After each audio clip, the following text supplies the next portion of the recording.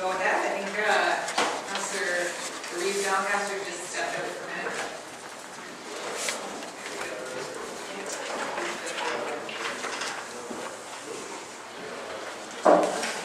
Let me know if you, is this okay? You can hear me? Thanks. Actually, before I begin, I just wanted to mention that although the agenda mentions that we're going to speak to public advisory committees for our deputation, our request to speak mentioned both public advisory committees and, quote, other committees that have public membership. So we wrote this a week ago and we didn't have our wording down. And by that we meant statutory committees. So our deputation will cover both types of committees in accordance with our request to speak. Okay, so first, thank you all very much for your time this evening. We want to speak to you tonight about two kinds of municipal committees that members of the public participate on. The first is public advisory committees.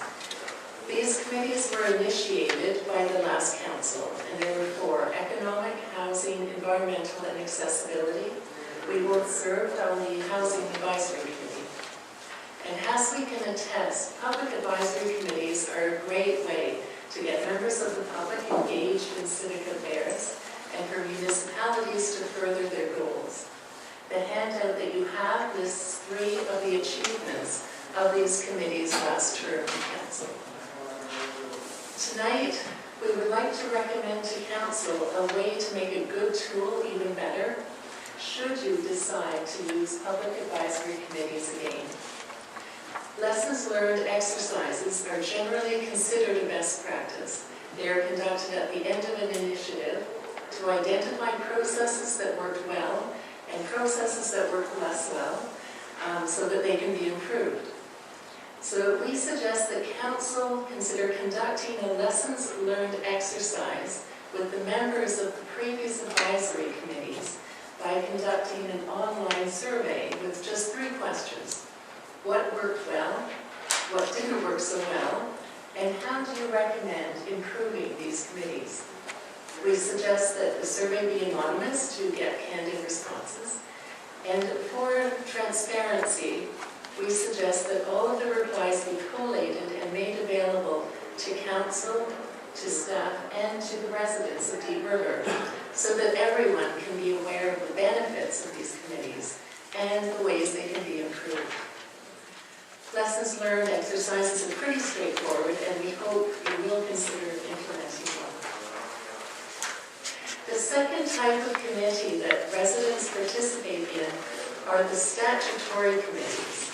In other words, committees that the town is legally required to have, whether by provincial or municipal statute, and that require membership by residents. These include the Committee of Adjustment, Property Standards Committee, Library Board, Police Services Board, and North Renfrew Landfill Operations Board. They are each important. The library, for example, is large for a town of this size and is a key asset for our community.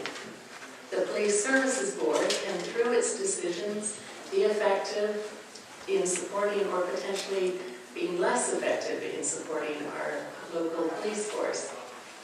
Property standards bylaws and their enforcement can be contentious. The Property Standards Committee is legislated by the Provincial Building Code Act to make decisions on appeals made by property owners when they've been served an order by the bylaw officer. And the Committee of Adjustment is another body that also makes legally binding decisions related to private property. So these committees have a substantial degree of responsibility. They need to attract good candidates, and they need to operate with transparency. Several of you campaigned on improving transparency, knowing that it is key to improving public confidence and trust. A town policy on accountability and transparency defines transparency as the ability of outside parties to observe how decisions are made and implemented. Ironically, it is really difficult to find this policy on the town website. And I was thinking of offering a bottle of wine to anybody who could find it on the website within 20 minutes of searching. Now, the town recently advertised for interested residents to stand on these committees for the new term of council by filling out the application form on the town website. Unfortunately, this was the only part of the process that was, in fact, transparent. And without clarity and transparency, there is the possibility of the perception of stacking committees. So this is what transparency would look like in the application process. The interested resident would be able to go to the town website and easily find a description of the responsibilities of each committee or board written in easy to understand language. The terms of reference, meeting frequency, and any remuneration would all be clear. The application form would ask applicants to describe in detail their demonstrated experience and skills in fulfilling the requirements of the committee they are applying for, and to declare any potential conflicts of interest. Then, selection. The resident should be able to see who is doing the selecting, under what authority, and what the criteria are. Unfortunately, none of this information is currently available on the town website. The application form is just one page, over half of which is for administrative information. Its only attempt to ask about qualifications is to ask for, quote, reasons for being interested in the above board or committee and/or any background experience, with just 3 lines for the reply. Does this elicit enough information about an applicant that the striking committee can feel that they can demonstrate enough due diligence? And the risk is, again, the perception of a closed shop. And unfortunately, and importantly, the form contravenes the Municipal Freedom of Information and Protection of Privacy Act, because it does not disclose the legal authority for collecting private information, how the information is to be used, or who to contact for information. So then, in terms of the operation of the committees, let's say that a resident wants to file a request to the Committee of Adjustment for a minor variance to a zoning bylaw. Transparency means that they can go to the town website and find in one place the terms of reference, plus a list of the committee members, and links to past decisions.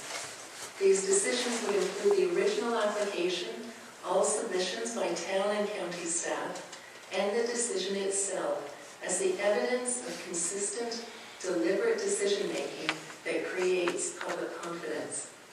Again, this information is missing here in Deep River on the website.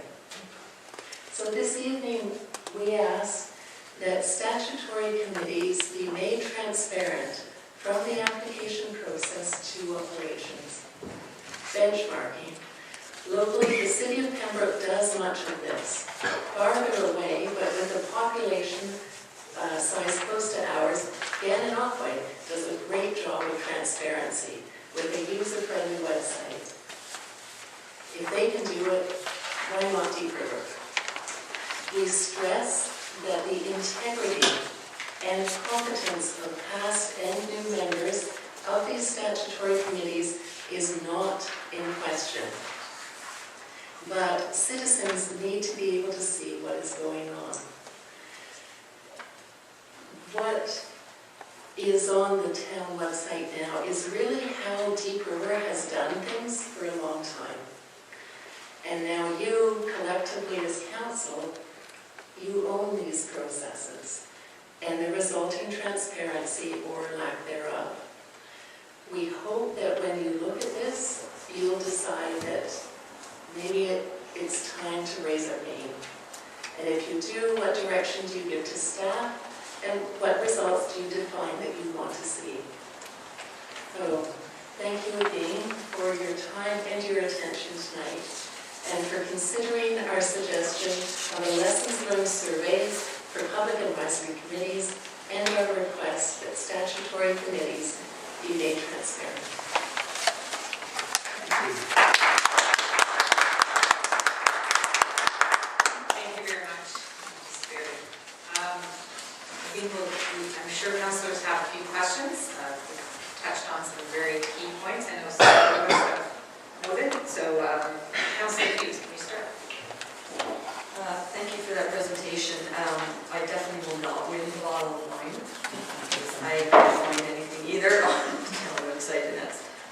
hopefully we'll work on. Lessons learned obviously are really important, and I would suggest that there probably also is an upfront opportunity for council to also do its own part in that. Not only asking members, but I think there's parts in our process that we could be looking at. I know there's been discussion. I mean, it's an effective term of reference as a starting point. So there's lots of things I think that council also should look at, as well as asking committee members. So I think that's important. I think that was really it. I guess my only concern with always online stuff is that I think there are still, people out there that we need to reach, and that gets not as much to a survey, but with selection. It's difficult to convince people sometimes that they maybe are qualified for something. That's the flip side of it, and just finding ways of reaching other people when we're looking at selecting and application processes, not always maybe using technology. But anyway, thank you. There's lots of great information in here. Thank you. One thing I might mention with that is with the handout, we attached a screenshot from Yamanokwe's website and also Georgina's website, because both, I think, really knocked it out of the park in terms of transparency. And one thing I noticed that was interesting was that their application form is always up there. It never comes off. So, in the recent application process, the mention of it appeared on the town website up in the right-hand corner, asking for people to apply. But I think it only went up in December or January. So, whereas if you have these application forms always available, and the websites always also always have an invitation to consider applying to be on one of these committees. But that doesn't answer your point about what to do if people who don't look at things online. I guess the answer would be to have them available at town hall. That's a challenge. Yeah. Anybody else have some questions? Yeah, I'm interested in the Freedom of Information and the Privacy Act and stuff. I've seen our application for members of these boards. I don't think anything is on there about who protects the information, why it's connected, and who protects it. If I go to my eye doctor's office, there's a whole list there as to protection of freedom of information and who has it, why it's gathered, and whatnot. So to my dentist's office, it's probably not here. I know we're in the process of filling some of these boards and stuff, and I think at this point in time, maybe we need to really step back, and do we want to fill these spots now, or do we want to look and see, are we complying with the Act on gathering this information? Can we do it? Are we pressured to fill these immediately, or can we wait for a month to fill these other committee boards and stuff? Be interesting. I can speak to one part of what you said, because obviously the rest of it is your thing. When I was looking through some of the legislation, the Library Board Act of Ontario, there was a mention there that new members have to be appointed to that board within 60 days of the first inaugural meeting of the new council, but I'm not aware of any other deadlines for any of the other statutory committees, unless there's something in the your own municipal procedural bylaw. And if there is, I recall the Act of you mentioned here, the Municipal Freedom of Information Protection of Privacy. We follow that. What are the regulations that we must provide to people that want to apply for these jobs? I don't see any of that on the application. Yes, my understanding with those, any application for any form that a municipality has that people fill out, and it's requesting personal information like addresses and emails, which that application form certainly did, has to, in accordance with that act, it has to provide those three things that I listed. And the funny thing is, I forget where I saw this, but there was another form recently on the town website that did provide that. So it's not something that's missing across the board, but for the application for the statutory committees, unfortunately, it was missing. Councillor Fitton? It's more of a comment and then a question for everybody. As a whole, using the town website as well, I would say we have room to improve, right? From the application process just to the user-friendly interface with the website. And myself, that's something I'd like to see us be able to look into. I'm not sure which committee we would start that out with, but that's something we can commit to trying to improve that from start to finish. Yes, I agree on the website. I think many of us, particularly maybe who are new to council and spent a lot of time looking at other websites, realize that ours has got significant room for improvement. It is a fairly, from my understanding, a fairly, not necessarily costly, but it will take a little bit of time to program and find somebody to do that. Certainly appreciate your opinion on that too, and some of the guidance you've given us. I know advisory committees were certainly